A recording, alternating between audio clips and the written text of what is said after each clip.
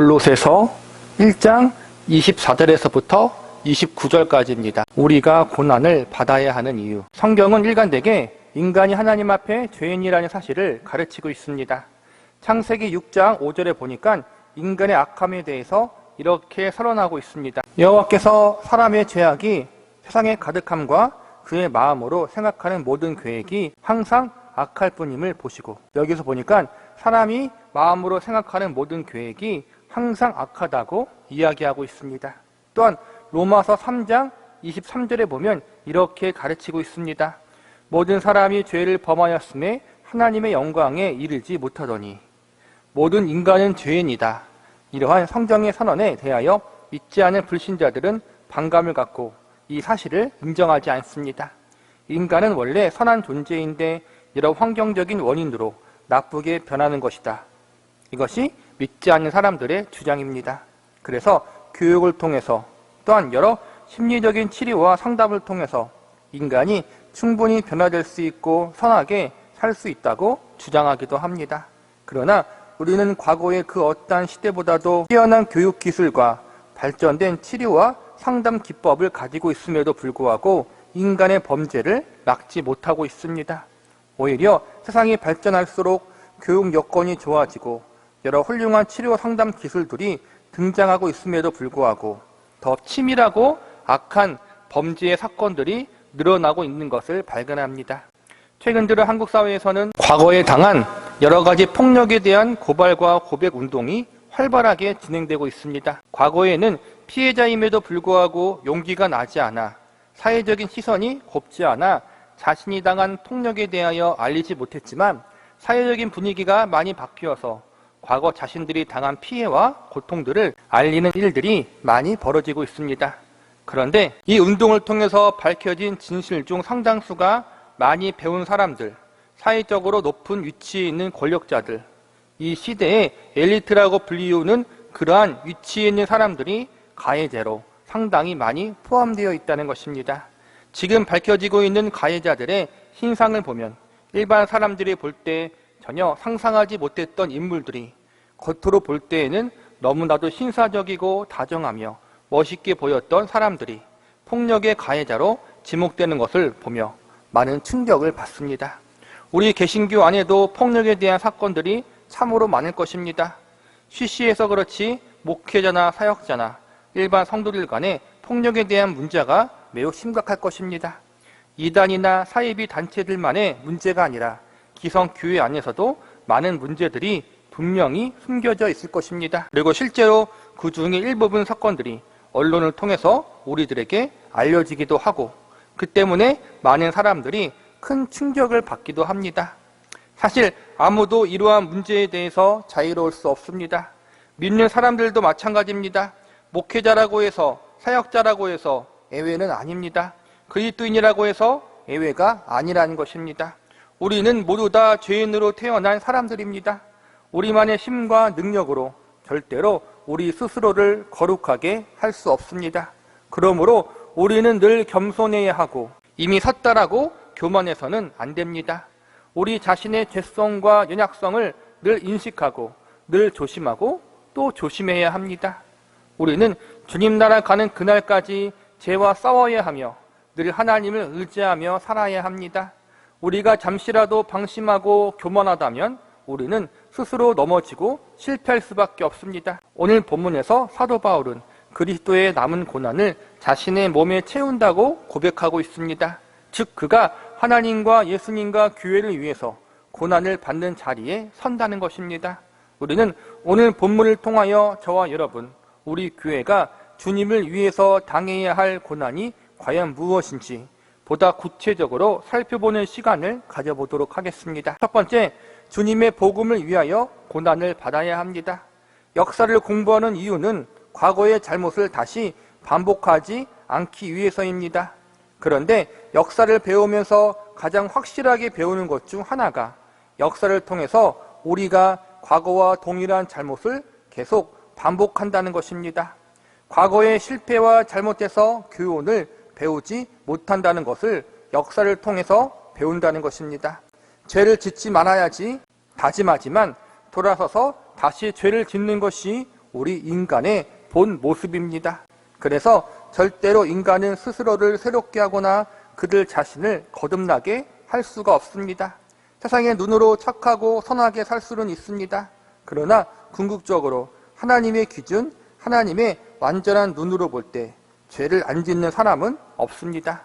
그래서 이런 우리 인간들에게 가장 필요한 것이 무엇입니까? 이런 죄인된 우리를 구원할 수 있는 존재가 필요한 것입니다. 그 존재가 누구입니까? 우리를 죄에서 구원해 주시고 우리를 새롭게 하실 수 있는 존재, 그분이 누구입니까? 바로 예수 그리스도십니다. 성경은 예수님이 이 땅에 오신 이유를 우리의 죄를 사하시기 위해서, 우리를 죄로부터 구원케 하기 위해서 오셨다고 선언하고 있습니다. 이사야서 53장 5절에 보면 이렇게 가르치고 있습니다. 그가 찔림은 우리의 허물 때문이요 그가 상함은 우리의 죄악 때문이라. 그가 징계를 받았으므로 우리는 평안을 누리고 그가 채찍에 맞았으므로 우리는 나음을 받았도다. 즉 하나님의 아들이신 예수 그리스도께서 저와 여러분의 죄를 사하시기 위해 채찍이 맞으시고 멸시와 천대를 받으시며 십자가에 못 박혀 돌아가심을 이사야 선지자가 하나님께 받은 계시를 예언하고 있는 것입니다. 하나님께서는 이미 구약의 말씀을 통해서 우리가 얼마나 하나님 앞에 죄인인지, 하나님의 준엄한 심판을 받아야 하는 죄인인지를 이 말씀을 통해서 미리 알려주고 계십니다. 너희는 나에게 불순종했다. 너희는 나에게 범죄하였다. 너희는 너희 죄 때문에 나와 원수가 되었다. 너희는 나의 준엄한 심판을 받아야 한다. 그러나 내가 너희를 위해 한 가지 구원의 길을 열어놓겠다. 그것은 바로 나의 아들을 너희의 죄를 대신해서 십자가에서 죽게 만드는 것이다. 이것이 바로 예수 그리스도의 십자가 복음, 은혜의 복음인 것입니다. 예수님이 나의 죄를 위해서 고통당하시고 나의 죄를 사하시기 위하여 십자가에서 죽으신 사실, 그분이 나의 구주가 되신다는 사실을 믿음으로 받아들이면 우리는 죄를 용서받고 하나님의 자녀가 될 수 있습니다. 나의 죄를 사하시기 위해서, 나와 하나님을 화목히 만들기 위해서 예수님이 십자가를 지셨습니다. 예수님의 고난의 결과 저와 여러분이 하나님 앞에 나아갈 수 있게 되었습니다. 바로 이런 그리스도의 고난의 결과로 저와 여러분이 구원받고 교회가 탄생한 것입니다. 그래서 신학자들은 교회를 가리켜 고난의 공동체라고 부릅니다. 우리가 교회를 고난의 공동체라고 부르는 데에는 두 가지 의미가 있습니다. 첫째는 예수님의 고난의 결과로 사람들이 구원받아 교회가 생겨났다는 것이고, 둘째로 이제 더 많은 사람들이 구원받고 예수님께로 돌아오기 위해서는 교회가 고난을 받아야 한다는 것입니다. 우리는 흔히 그리스도의 십자가상의 고난으로 예수님의 고난이 끝났다고 생각합니다. 그런데 오늘 본문인 골로새서 1장 24절에 보면 이렇게 선포합니다. 나는 이제 너희를 위하여 받은 괴로움을 기뻐하고 그리스도의 남은 고난을 그의 몸된 교회를 위하여 내 육체에 채우노라. 오늘 본문은 사도 바울이 성령의 감동하심 가운데 골로새 교회와 성도들에게 편지를 쓴 내용입니다. 당시 사도 바울은 복음을 전하다가 감옥에 갇히게 된 상황이었습니다. 사도 바울이 감옥에 갇혔다는 소식을 듣고 골로새 교회와 성도들은 바울을 걱정합니다. 그러나 사도 바울은 골로새 교회 성도들이 자신 때문에 걱정한다는 이야기를 듣고 편지를 써서 그들을 위로하고 격려합니다. 그리고 무엇보다 자신은 하나님의 일을 위해서, 복음을 위해서 감옥에 갇힌 것을 자랑스럽게 여긴다고 말합니다. 그리고 오늘 본문의 말씀을 골로새 교회 성도들을 향하여 말합니다. 내가 그리스도를 위하여 받은 괴로움을 기뻐하고 그리스도의 고난을 교회를 위해서 받는다. 쉽게 말하면 주님을 위해 받는 고난을 기쁘게 받을 뿐만 아니라 주님이 세우신 몸된 교회를 위해서 고난을 받는 것이 당연하다는 것입니다. 흔히 우리는 교회를 다니고 신앙생활을 하면 고난과 환난이 없어지거나 면제된다는 착각을 할 때가 있습니다. 어려움을 겪지 않고 모든 일이 잘 될 것이라고 생각합니다. 그러나 오늘 본문은 그렇게 말하고 있지 않습니다. 우리의 주님이신 예수님이 당하신 고난이 아직 끝나지 않았다. 우리는 주님을 위해서, 교회를 위해서, 복음을 위해서 주님이 당하신 고난에 동참해야 한다라고 사도 바울은 말하고 있는 것입니다. 나의 잘못, 나의 부족함, 나의 실수, 나의 죄 때문에 당하는 고난을 말하는 것이 아닙니다. 우리는 우리의 인생 가운데 우리의 실수와 잘못으로 인해, 우리의 죄성으로 인해 발생한 고난들을 마치 그리스도인이기 때문에 받는 훈장처럼 여길 때가 있습니다. 그러나 성경에서 말하는 참된 고난은 주님을 위해서, 교회를 위해서, 복음을 위해서 살다가 당하는 고난입니다. 그러기에 우리는 이것을 의로운 고난, 거룩한 고난이라고 부를 수 있습니다. 성경은 이렇게 선포합니다. 부당하게 고난을 받아도 하나님을 생각함으로 슬픔을 참으면 이는 아름다우나 죄가 있어 매를 맞고 참으면 무슨 칭찬이 있으리요. 그러나 선을 행함으로 고난을 받고 참으면 이는 하나님 앞에 아름다우니라. 내가 주를 위해서 선을 행함으로 고난을 받으면 그것이 하나님 앞에 아름다운 것입니다. 예수님의 발자취를 따르는 고난입니다. 상급이 있는 고난입니다. 그러나 내가 잘못함으로, 내가 실수함으로, 내가 하나님 앞에 바로 서지 못함으로, 내가 하나님 앞에 죄를 지어 당하는 고난은 부끄러운 고난입니다. 교회도 마찬가지입니다. 교회가 하나님 앞에 불순종함으로 하나님의 말씀을 지키지 않아 당하는 고난은 부끄러운 고난입니다. 직분자의 범죄, 성도의 범죄는 곧 교회 전체에 해를 끼칩니다. 교회에 속한 성도들 한 사람이 하나님 앞에 온전히 바로 서지 못하는 것이, 직분자 한 사람이 하나님 앞에 불순종함으로 교회를 힘들게 하고 어렵게 할 수 있습니다. 나의 실수, 나의 욕심, 내가 하나님 앞에 우선순위를 바로 하지 못하고 내가 정직하지 못함으로 나뿐만 아니라 교회가 어려움을 당하고 하나님의 이름에 먹칠을 할 수 있습니다. 우리는 이러한 일을 조심하고 또 조심해야 합니다. 나의 실수, 나의 죄 때문에 당하는 고난은 아무런 칭찬이 없고 아무런 상급 없는 고난임을 기억하시기 바랍니다. 그리스도의 남은 고난은 하나님의 뜻과 의를 위하여 받는 고난이었습니다. 우리 교회와 성도들 역시 하나님의 뜻을 이루기 위해서, 하나님의 의를 이루기 위해서 이 고난을 받아야 합니다. 이것이 바로 우리가 본받아야 할 고난의 모습입니다. 그리스도의 남은 고난은 나의 욕심 때문에, 나의 불순종 때문에 당하는 고난이 아니라 예수님이 지셨던 십자가를 교회와 성도들이 함께 지고 나아가는 것입니다. 저와 여러분은 하나님의 뜻을 이루고 하나님의 의를 이루기 위하여 고난을 받을 수 있는 성도들이 되기를 바랍니다. 두 번째, 우리는 성도를 세우기 위해서 고난을 받아야 합니다. 많은 신학자들과 목회자들은 오늘날 교회가 세상에서 영향력을 잃어버린 원인 중 값싼 복음을 지나치게 강조하기 때문이라고 말합니다. 그렇다면 값싼 복음이 무슨 말입니까? 복음은 원래부터 우리가 구원받기 위해서 무엇을 하는 것이 아니라 단지 하나님의 은혜, 예수님의 대속의 은혜를 믿으면 되는 것입니다. 내가 무엇을 해서 구원을 받는 것이 아니라 하나님과 예수님이 이루신 십자가의 대속의 사역을 내가 믿음으로 받아들이면 되는 것입니다. 그러한 면에서 구원은 값없이 주어지는 것이요, 구원은 대가 없이 주어지는 선물입니다.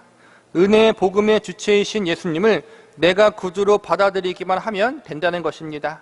그러나 우리는 이 복음을 강조하는 동안 잊어버리지 말아야 할 두 가지가 있습니다. 하나는 우리가 이 값없는 구원을 선물로 받기까지 하나님의 아들이신 예수님께서 얼마나 값비싼 고난의 대가를 지불했는가 하는 사실입니다. 또 하나는 저와 여러분이 값없는 은혜의 구원을 얻기 위해서 우리의 선배들이, 그리고 과거의 교회들이 얼마나 값비싼 고난의 대가를 치루어야 했었는가 하는 것입니다. 한마디로 교회의 역사는 거룩한 피를 흘린 순교의 강으로 이루어졌다는 것입니다. 우리의 수많은 선배들이 문자 그대로 목숨을 걸고 피를 흘리며 이 복음을 전한 결과로 오늘날 저와 여러분이 예수님을 믿게 되었습니다. 어떤 사람들은 기독교를 피로 뒤범벅이 된 종교라고 비판하기도 합니다. 그런데 그 말이 아예 틀린 말은 아닙니다. 왜냐하면 십자가는 저주의 상징이고 예수님께서 그 저주의 십자가에서 우리의 죄 때문에 피 흘려 돌아가셨기 때문입니다. 그것이 십자가의 진실입니다. 이 십자가의 복음, 은혜의 복음을 가리켜 사도 바울은 비밀이라고 말합니다. 본문 26절과 27절을 보시기 바랍니다. 이 비밀은 만세와 만대로부터 감추어졌던 것인데 이제는 그의 성도들에게 나타났고 하나님이 그들로 하여금 이 비밀의 영광이 이방인 가운데 얼마나 풍성한지를 알게 하려 하심이라. 이 비밀은 너희 안에 계신 그리스도시니 곧 영광의 소망이니라. 왜 십자가의 복음, 은혜의 복음을 사도 바울은 비밀이라고 말했을까요?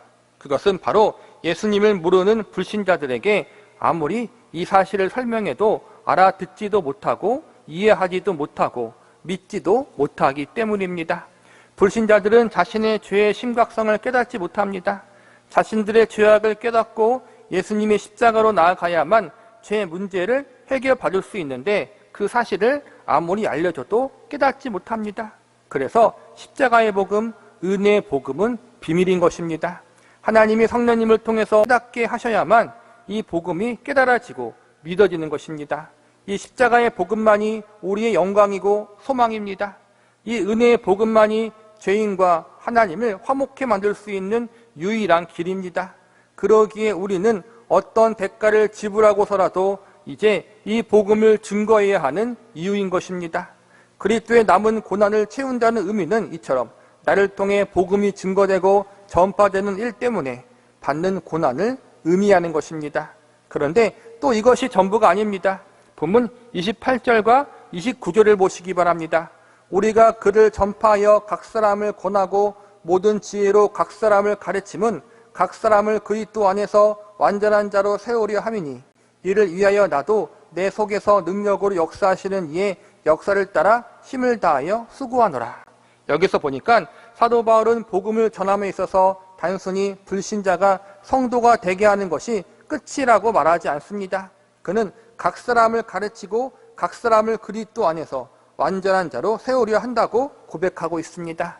즉 한 사람이 회개하고 복음을 믿고 받아들임으로 성도가 되었다면 이제 그 사람이 성도다운 성도가 될 수 있도록 힘을 다하여 수고한다는 것입니다.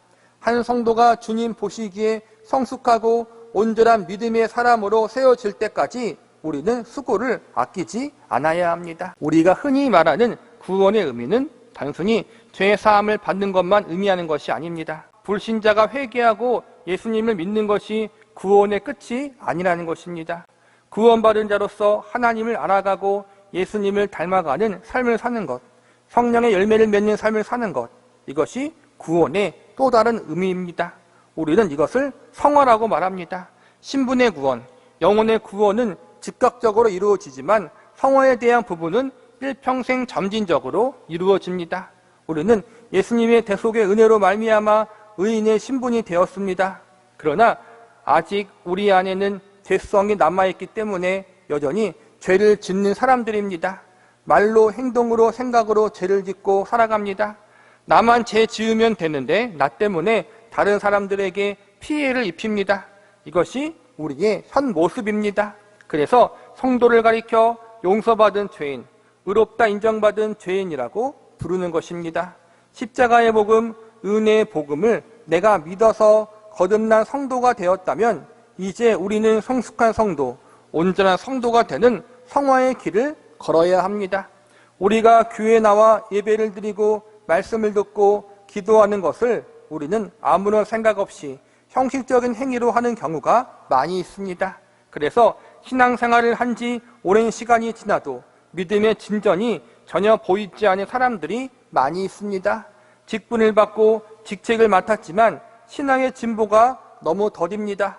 그러나 우리는 자라야 합니다. 신앙이 자라고 믿음이 자라고 성숙한 성도들이 되어야 합니다. 이 일은 쉬운 일이 아닙니다. 29절의 고백처럼 성령의 도우심을 따라 힘을 다해 수고해야 합니다. 오늘의 교회가 그리고 성도들이 세상에서 선한 영향력을 행사하고 세상의 빛과 소금된 역할을 온전히 감당하기 위하여 가장 필요한 것 중 하나가 바로 성도들 한 사람 한 사람을 말씀으로 잘 가르치고 양육하여 성숙한 그리스도인으로 세우는 일을 감당하는 것입니다. 말씀에 자신을 쳐서 복종시키는 사람, 인격적으로 하나님을 만나고 예수님을 닮아가는 사람으로 세워나가는 일을 교회는 감당해야 합니다. 사람을 세우는 일은 사실 어려운 일입니다. 힘이 드는 일입니다. 이 일 때문에 무시당하고 고통당하고 아픔을 당할 수 있습니다. 그러나 이 고난을 통해 우리는 많은 영혼들을 하나님의 사랑으로 세울 수 있는 일에 참여할 수가 있습니다. 한 사람의 성도를 믿음으로 바로 세우는 일은 어쩌면 나의 모든 것을 바치는 헌신을 요구하기도 합니다. 나의 생명과 모든 기력과 시력을 짜내는 고난을 요구하기도 합니다. 그러나 이것은 주님의 나라를 위한 가장 값진 희생이요 헌신임을 기억한다면 이 고난은 영광의 고난이 될 것입니다. 이 사실을 기억하면서 우리 역시 이제는 나의 죄악 때문에, 나의 불순종 때문에 고난을 당하는 것이 아니라 복음을 위해 주의 사람들을 세우기 위해 고난당할 수 있는 그러한 성숙한 믿음의 사람들이 될 수 있기를 바랍니다.